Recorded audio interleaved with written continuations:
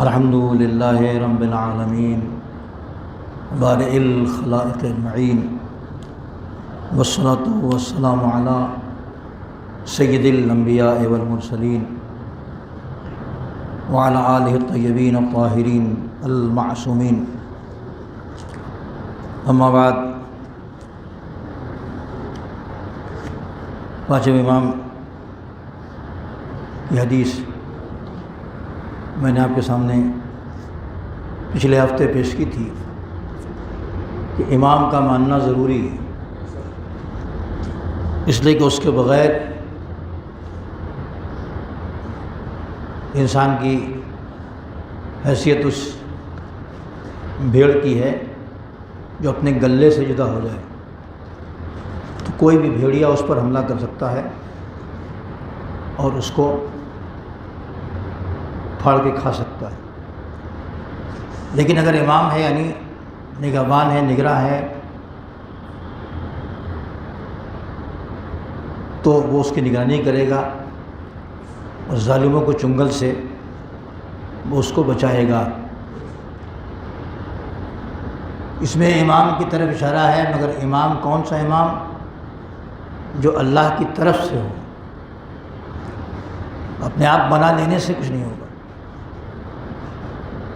ہم جس کو بنائیں گے وہ ہماری طرح کا ہوگا، ہم اپنے نظریے، اپنے خیال، اپنے اینگل، اپنے معیار پر تول کے اس کو بنائیں گے۔ کبھی رشتہ داری کا خیال آ سکتا ہے، کبھی دوستی کا خیال آ سکتا ہے، کبھی اس کا کوئی احسان ہے تو اس کا خیال آ سکتا ہے کہ اس نے ہم پہ احسان کیا ہے، لہذا احسان کے بدلہ ہم چکا دیں، اسی کو کیوں نہ بنا دیں اور دے دیں ہم۔ لیکن اللہ جس کو بنائے گا تو اس کا کوئی رشتہ دار نہیں ہے، نہ اس پر کسی کا احسان ہے، نہ ایسی کوئی دوستی اس طرح کی اس سے ہے، نہ کوئی رشتہ داری ہے۔ لہذا امام فرما رہے ہیں کہ امام ایسا ہونا چاہیے جو من جانب اللہ ہو، اللہ کی طرف سے ہو۔ اگر وہ ہوگا تب تم کو ظالموں کے چنگل سے بچائے گا، ان کے شر سے محفوظ رکھے گا، اگر نہیں ہے تو زمانہ تم کو پھاڑ کھائے گا، وہ تمہیں بہکائے گا، عقائد کو ڈیمیج کرے گا، اعمال کو میں کٹوتی کرے گا۔ ظاہر ہے کہ شیطان وہیں پہنچتا ہے کہ جہاں اس کی چراگاہ ہو، جہاں اس کے لیے کچھ میٹیریل ہو۔ وہ مال نہیں مانگتا، چندہ نہیں مانگتا، کھانا نہیں مانگتا، پیسہ نہیں مانگتا، لہذا مال چاہے جتنا جمع کر کے رکھیں آپ، وہ مانگنے نہیں آئے گا، وہ آپ کے عقائد اور عمل پر ڈاکہ ڈالے گا۔ اس کا عقیدہ بگاڑ دیا جائے، اس کا عمل خراب کرا دیا جائے۔ امام کیا کرے گا؟ جو اللہ کی طرف سے ہے دونوں کو صحیح کرے گا، پیغمبر کے اقوال اور قرآن کی تشریح کے ساتھ وہ بتائے گا کہ حکم خدا کیا ہے اور خواہش پیغمبر کیا ہے۔ میں نے آپ کو سنانے کے لیے اور اپنی اصلاح کے لیے پانچویں امام کی کچھ حدیثوں کا انتخاب پھر کیا ہے آج،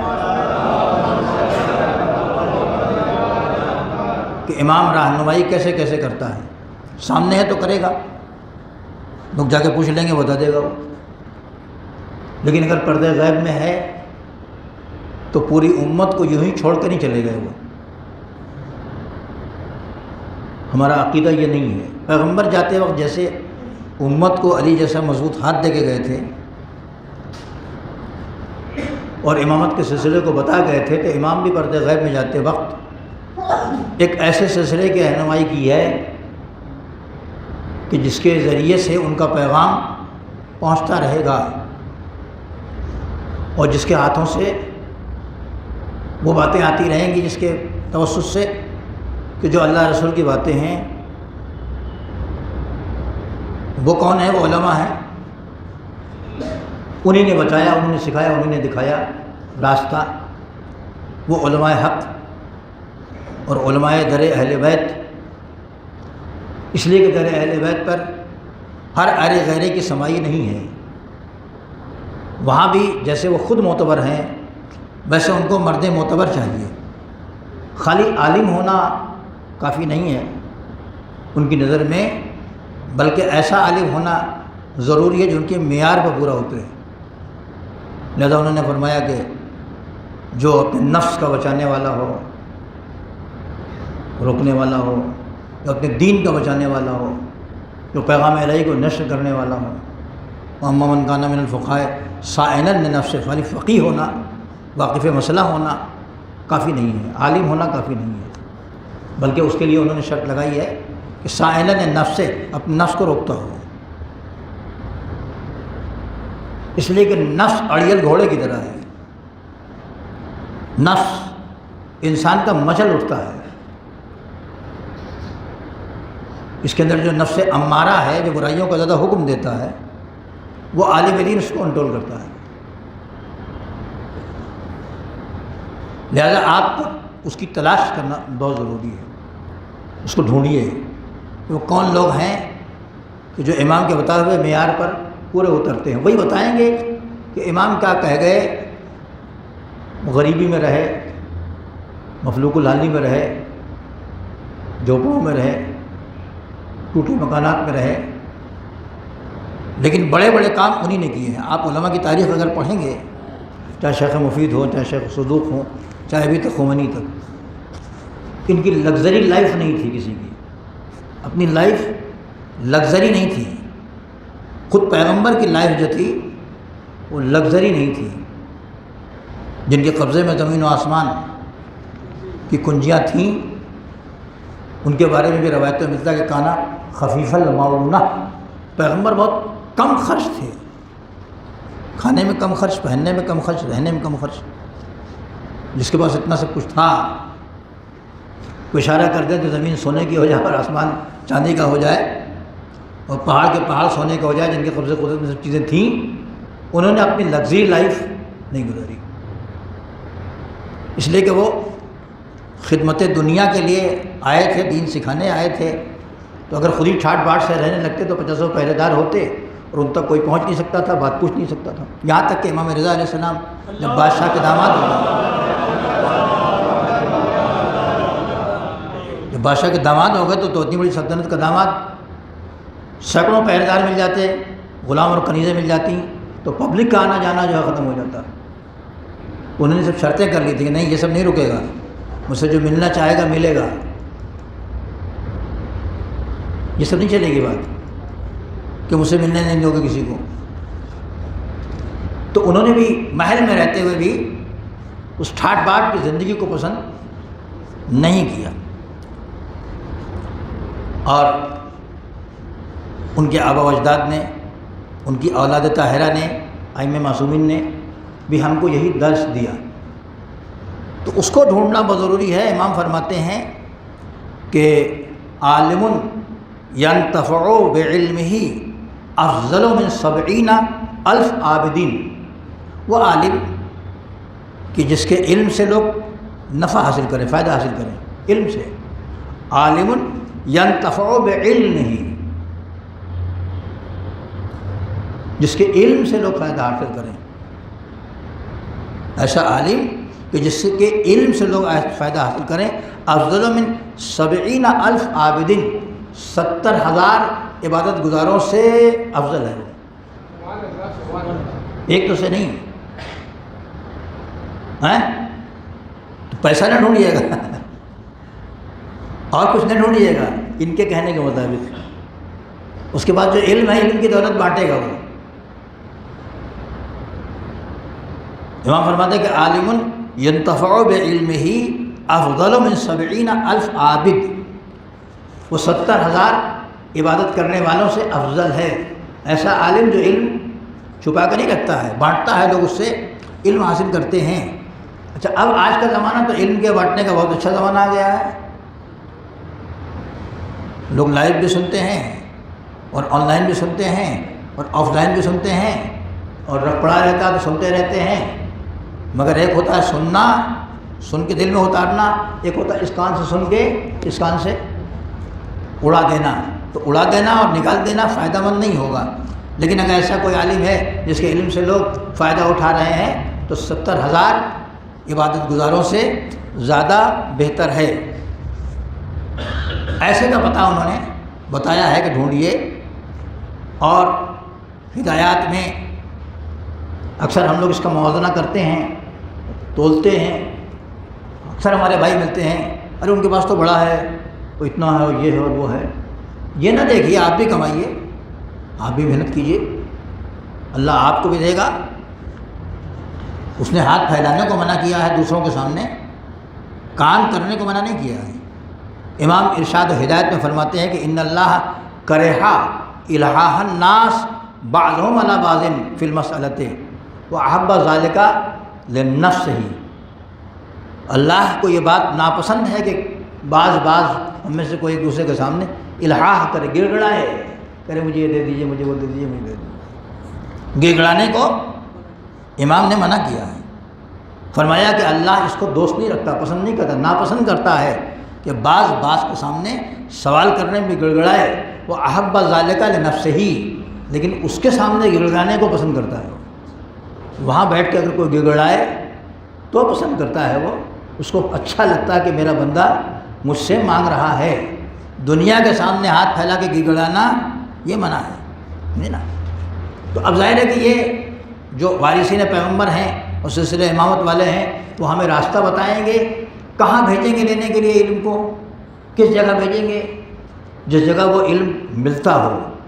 اس بڑے شہر میں آپ کو اگر کوئی مال خریدنا ہے، کوئی یہاں آیا، اکثر یہاں لوگ آتے رہتے ہیں، کہتے ہیں چیز سستی اور اچھی کہاں ملے گی، پوچھتے ہیں، تو ہمیں جو پتہ ہے ہم بتا دیتے ہیں، ورنہ کسی اور سے کہتے ہوئے پوچھ لیجیے، دیکھیے یہاں کے رہنے والے ہیں، یہاں کے بازاروں کا ان کو علم ہے کہ فلاں بازار میں مال اچھا ملتا ہے، سستا ملتا ہے، فلاں بازار میں مال گھٹیا ملتا ہے اور اچھا نہیں ملتا ہے۔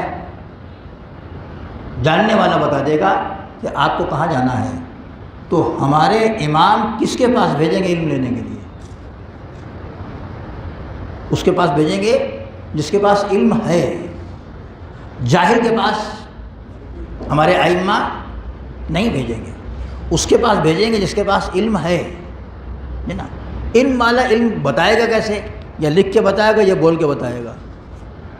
ایسی تو بتائے گا، یا لکھ کے بتائے گا یا بول کے بتائے گا یا کچھ کر کے دکھا دے گا۔ آپ دنیا میں دیکھیں گے ایسی پابندیاں جو علماء پر لگتی ہیں،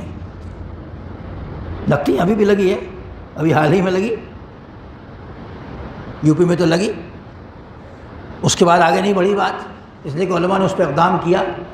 ہم سے کسی نے کہا بھی، کل بہت سارے علماء آئے تھے، میٹنگ کی بات تھی، میں نے کہا یو پی میں تو ابھی لگی ہے، ہماری مسجد میں تو بہت پہلے لگ گئی تھی۔ کہنے ہاں، میں نے کہا ہمارے صاحب نے ٹوک دیا تھا کہ یہ ممبر صاحب اس نے بیان کیا گیا، تو ظاہر ہے کہ اس میں مجمع میں ہر طرح کے لوگ ہیں، ان کو بھی ٹوکا کہ آپ خطبے کے درمیان بول کیوں رہے ہیں، اسی مسجد کا واقعہ ہے۔ انہوں نے کہا نہیں، یہ سب نہ کہیے، آپ اس کو ایسے بتا دیے لوگوں کو، مگر یہ عام پبلک میں آپ اس طرح سے نہ کہیے۔ تو ایسے پھس پھس کان میں کہا جائے گا اور کیا ہوگا؟ جب یہ زوردار بیان آدمی نہیں سمجھتا تو کان والا کیسے سمجھ لے گا وہ؟ تو خیر ان کی خاطر تواضع ہو گئی، کوئی مسئلہ نہیں تھا۔ سمجھدار لوگ ہر مجمع میں ہوتے ہیں، تو میں نے ان کا جواب یہیں سے دیا تھا۔ میں پھر سنا دوں آپ کو کہ سب بالکل نیا مجمع ہے، 2-4-10 اس میں پرانے والے ہوں گے، اس وقت کے شاید ان کو یاد آ جائے، ورنہ سب مجمع ہے سب۔ میں نے کہا کہ بھائی دیکھیے، پیغمبر نے فرمایا ہے کہ اذا ظہرت البدعۃ، جب بدعتیں ظاہر ہوں، فلیظہر العالم علمہ، تو عالم اپنا علم بیان کرے، ظاہر کرے کہ بھائی یہ صحیح ہے، یہ غلط ہے، یہ غلط ہے، یہ صحیح ہے۔ ملا، جب بدعتیں ظاہر ہو جائیں گے، غلط باتیں آنے لگیں، تو عالم کا فریضہ کیا ہے کہ اپنا علم بیان کرے، وہ اپنے علم کو ظاہر کرے۔ وَإِن لَمْ يَفْعَلْ ذَلِكَ، اگر عالم یہ نہیں کرتا، فَعَلَيْهِ لَعْنَةُ اللَّهِ، تو اس عالم پر اللہ کی لعنت ہے۔ پیغمبر کا حدیث سنا دی میں نے، جو چھٹے امام سے ہے، مروی۔ میں نے کہا میں آپ کے لیے عرض نہیں کر رہا ہوں، میں اپنی پیٹھ بچانے کے لیے عرض کر رہا ہوں۔ آپ کی ٹھکائی ہو نہ ہو، میری پٹائی ضرور ہوگی اگر نہیں بتاؤں گا۔ درود پڑھ دے محمد والے محمد۔ عالم دیر اہل بیت تو بتائے گا، زمانہ جو ہے چھپا لے جائے، مگر علم اہل بیت کو جو ان کا خادم ہے وہ نہیں چھپائے گا، وہ بتائے گا، آن لائن بتائے، آف لائن بتائے، لائیو بتائے، جیسے بتائے اس کو وہ ذکر کرے گا۔ تو امام کس کے پاس بھیجیں گے؟ سامنے نہیں ہے، یہی تو کہیں گے جاؤ جاننے والے کے پاس جاؤ، وہی تو کہیں گے جو قرآن کہتا ہے کہ اگر تم نہیں جانتے ہو تو جاننے والوں سے پوچھو۔ تو الحمدللہ اپنے علم کا اتنا بڑا ذخیرہ چھوڑ کے گئے وہ، جو راویان حدیث اور علماء کرام کے ذریعے ہمارے پاس مجھے ہزاروں حدیثیں، بلکہ اب ہزاروں کتابیں، اب تو بچوں کے موبائل میں ہزاروں کتابیں ہیں دینی، ہزاروں ہیں۔ ابھی بیٹھ کے آپ بیان الانوار کی 120 جلدیں اگر ہیں تو اب سب نکال لیجیے، ابھی یہیں بیٹھے بیٹھے، لائبریری جانے کی ضرورت ہی نہیں ہے۔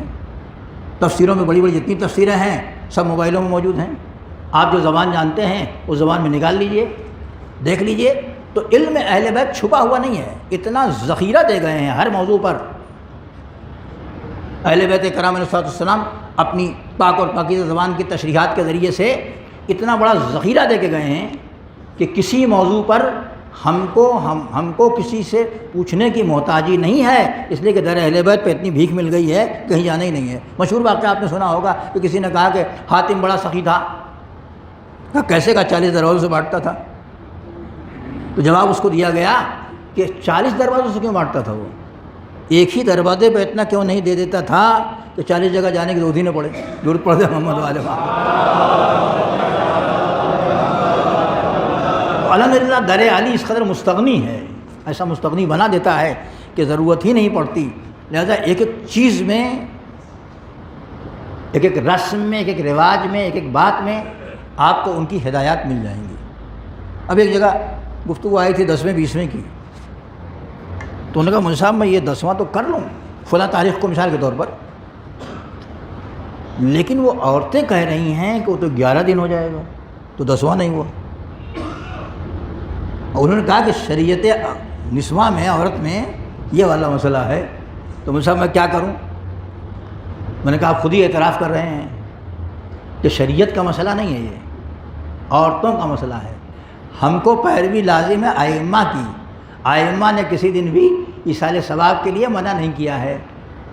خیر آپ جس دن بھی رکھیں گے اس دن ثواب کا ذریعہ ہو جائے گا۔ یہ ایک مثال میں نے اس بات کی پیش کی جو اچھی مثال ہے، اچھی بات کی مثال ہے ایصال ثواب کرنا، ورنہ بری مثالیں بہت ساری ہیں جو شریعت نسواں کے تحت اور بناوٹی دین و مذہب کے تحت ہمارے پاس وہ چیزیں آ گئی ہیں، اور ہم اتنی سختی سے اس کے پابند ہیں کہ ذرہ برابر نہیں دیکھتے۔ اصل میں عزیزان گرامی 2 باتوں کا ہمیں خیال رکھنا ہے، ایک تو یہ کہ کام کو خلوص سے کریں، اور دوسرا یہ کہ جیسے شریعت نے کہا ہے ویسے کریں۔ 2 باتیں یاد رکھیے گا، جیسے کہا ہے شریعت نے ویسے کریں، اور دل میں خلوص ہو، بناوٹ دکھاوا نہ ہو، ورنہ آپ دیکھتے ہوں گے بڑے چندے ہوتے ہیں اور بڑا لین دین ہوتی ہے اور بڑھ چڑھ کے لوگ حصہ لیتے ہیں، اور بعض لوگ تو ان شرطوں کے ساتھ آ جاتے ہیں کہ جو ہے وہ میرا نام دے دیا جائے، میرے نام کا پتھر لگا دیا جائے تو میں اتنا چندہ دوں گا، یہ کروں گا وہ کروں گا، بہت سا ہوتا ہے دکھاوا۔ اس میں پتھر لگانے کا مطلب لوگ مجھے جانیں، لوگ مجھے پہچانیں، ورنہ جس کو دے رہے ہیں وہ تو پہچانتا ہے کہ میرا بندہ کتنے پانی میں ہے، اس کو تو معلوم ہے کہ اس کے پاس کیسا مال ہے۔ ابھی ہمارے ایک دوست تھے، انہوں نے اجتماعی شادی کرائی، تو بڑے خوشی مجھے دکھایا کہ یہ دیکھیے 50-50 ہزار کے 1-1 لاکھ کے سامان میں نے، ایک بیڈ، ایک بکسا، ایک فریج، ایک یہ وہ دے دیا، کچھ چادریں، کچھ پتیلے وتیلے۔ میں نے کہا وہ لڑکا جانتا نہیں تھا کہ اس کا باپ 1 لاکھ کا سامان بھی نہیں دے سکتا مجھے؟ جانتا تھا کہ نہیں جانتا تھا وہ؟ کہنے ہاں جانتا تھا۔ میں نے کہا غریب گھر میں کیوں آیا پھر وہ؟ کیوں آیا بھائی وہ؟ امیر گھر میں کیوں نہیں چلا گیا وہ؟ وہاں چلا جاتا وہ؟ کہ مجھ سے وہاں جاتا تو وہ بھی تو مانگتے ہیں۔ تو میں نے کہا یہاں بھی تو مانگنے کی بات ہے، وہ نہیں مانگ رہا ہے، تم مانگ رہے ہو، تم لا کے دے رہے ہو۔ بات تو وہی ہے، ایک دوسرے کو جو اجتماع کر کے تم نے دکھایا، یہ غربت کا اعلان کہ یہ لوگ غریب ہیں، کسی کی غریبی کو تشبام کرنا، اس کی عزت کو اچھالنا نہیں ہے، کیا ہے یہ؟ سر جھکا لے کر صاحب ہے تو پھر کیا کریں؟ میں نے کہا اس کی ضرورت ہو جا کے پوری کر دو. وہ 1 لاکھ روپے کے لیے یہ شادی نہیں کر رہا تھا یا اچھا رشتہ اس کو نہیں مل رہا تھا؟ اگر اچھا رشتہ مل رہا تو 1 لاکھ روپے کا سامان چاہیے تھا تو ایک الگ مرحلہ ہوا. اگر اچھا رشتہ مل رہا ہے تو 1 لاکھ روپے کی ضرورت نہیں ہے. پھر تو ویسے ہی کرے جیسے پیغمبر نے فرمایا ہے.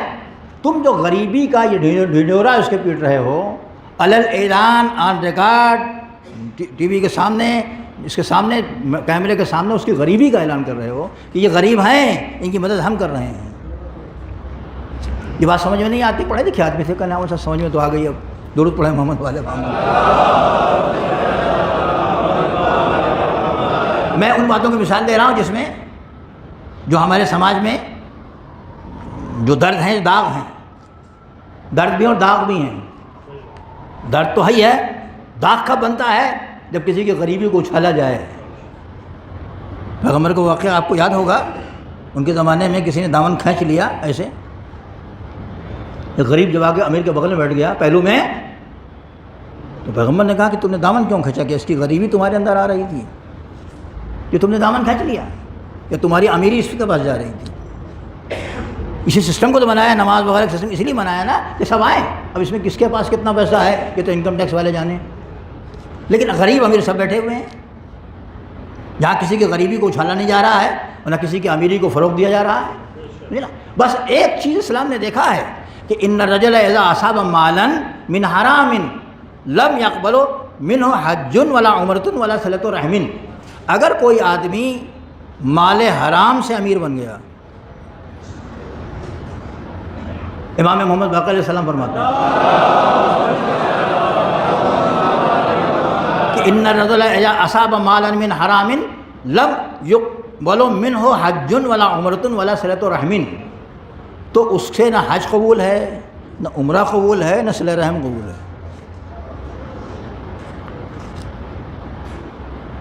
آج خالی سوچنے کی، ابھی ٹھہر کے سوچنے کی بات نہیں ہے، پوری زندگی میں ٹھہر کے سوچنے کی بات ہے یہ کہ ہم جس مال سے چیریٹی کر رہے ہیں وہ مال کیسا ہے. مجھے ایک عالم کا واقعہ ہے یاد ہے، میں نام نہیں بتاؤں گا فی الحال. بڑے عالم تھے، ادارہ تھا، گئے بمبئی میں. تو بمبئی میں بڑے پیسے والے لوگ تھے، بڑے بڑے مشہور نام تھے. ایک صاحب نے کہا چلیے فلاں کے پاس لے چلوں، فلاں کے پاس لے چلوں، فلاں کے پاس لے چلوں. وہ آپ کو چندہ بہت دیں گے. تو نے کہا میں ان کے پاس نہیں جاؤں گا، اس لیے کہ ان کو پتہ تھا کہ ان کا کاروبار ہی ایسا ہے کہ اس میں حلال کے آنے کا سوال ہی نہیں پیدا ہوتا. اور ہمارے یہاں ہمارے درمیان ایسے ہی لوگ زیادہ معتبر ہیں، ایسے ہی لوگ زیادہ اچھے مانے جاتے ہیں، ایسے لوگ زیادہ نیکیاں کرنے والے مانے جاتے ہیں. اس کو دیکھنا ضروری ہے کہ نہیں؟ ہمارے بگڑے ہوئے سماج کے مطابق اس کا دیکھنا ضروری نہیں ہے، لیکن امام کی نظر میں جو اصلاح کرنا چاہتے ہیں اس میں دیکھنا بہت ضروری ہے. لہذا وہ کہتے ہیں کہ نہ حج قبول ہے، نہ عمرہ قبول ہے، نہ صلہ رحمی قبول ہے. اور آخر میں ایک حدیث پیش کر کے آپ کی زحمت تمام کروں کہ امام نے فرمایا، امام محمد باقر صلی اللہ علیہ وسلم نے فَأَنزِلْ نَفْسَكَ مِنَ الدُّنْيَا كَمَثَلِ مَنزِلٍ نَزَلْتَ سَاعَةً ثُمَّ ارْتَحَلْتَ عَنْهُ. تم دنیا کو یوں سمجھو جیسے ایک منزل ہے، ایک گھر ہے، ایک ٹھہرنے کی جگہ ہے تھوڑی دیر کے لیے. تم تھوڑی دیر وہاں ٹھہرے اور چل دیے. امام مثال پیش کرتے ہیں. یا تو یوں سمجھو کہ دنیا ایک ایسی جگہ ہے، ایک ایسی منزل ہے جہاں تھوڑی دیر ٹھہرے چل دیے. ہوٹل وغیرہ میں جاتے ہیں آپ کو 1 دن 2 دن 4 دن 10 دن رہ لیتا ہے، پھر اس کو اپنے گھر جانا ہے پلٹ کے. یہاں کیا ہوتا ہے؟ پیدا ہونے کے بعد کوئی 1 دن جیتا ہے، کوئی 100 سال جیتا ہے، پھر اس کو جانا ہی جانا ہے. امام نے فرمایا کہ فَأَنزِلْ نَفْسَكَ، تم یوں سمجھ لو دنیا من الدنیا، دنیا کو کہ کمثل منزل نزلت ساعتاً ثم ارتحلت عنہ، کہ تم ایک ساعت تھوڑی دیر اس میں رہے پھر چل دیے. او کمثل مالن، دوسری مثال، یا دنیا کو اس مال کی طرح سمجھ لو، اس تفتح فی منامک، جس کو تم نے خواب میں حاصل کیا. خواب دیکھا کسی نے مثال کے طور پر کہ میں تو کروڑپتی ہو گیا اور میرے پاس بڑا مال آ گیا، بڑی ترقی ہو گئی، تو خواب میں یہ روئے گا یا خوش ہوگا؟ روئے گا، خواب ہی خواب میں خوش ہوگا وہ۔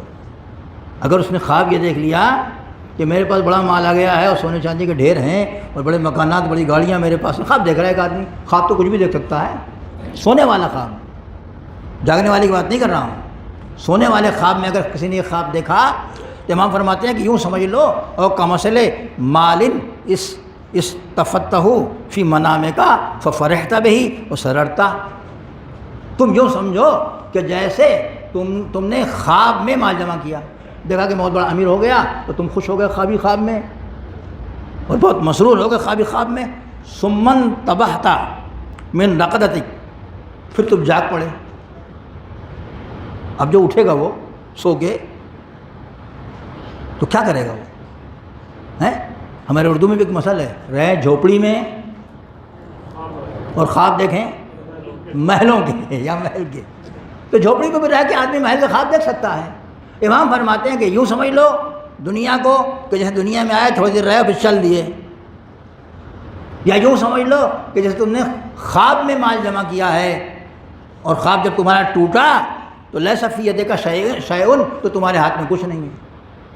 کیا آپ نے مر جانے والوں کے بڑے لوگوں کے بچوں کو لڑتے نہیں دیکھا؟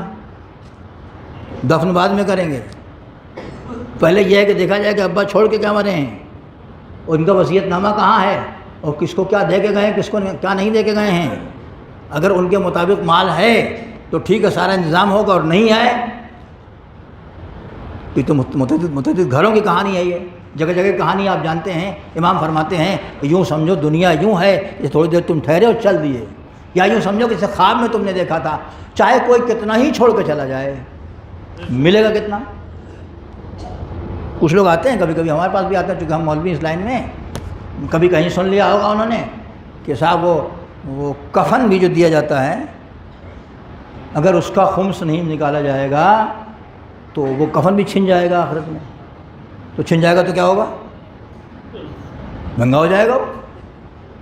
تو کچھ لوگ کہتے ہیں صاحب یہ کفن کا خمس نکال لیتے ہیں، کفن کا خمس نکال دیا، وہ پہن کے جو گیا تھا یہاں سے، اور جو روزانہ جو ہے وہ جس کپڑے کو پہن کے نماز پڑھی تھی اس کا خمس کہاں گیا، جس جگہ بیٹھ کے نماز پڑھی تھی اس کا خمس کہاں گیا، جو اس پانی سے وضو کیا تھا، جو کچھ خرچ کیا تھا اس کا خمس کہاں گیا۔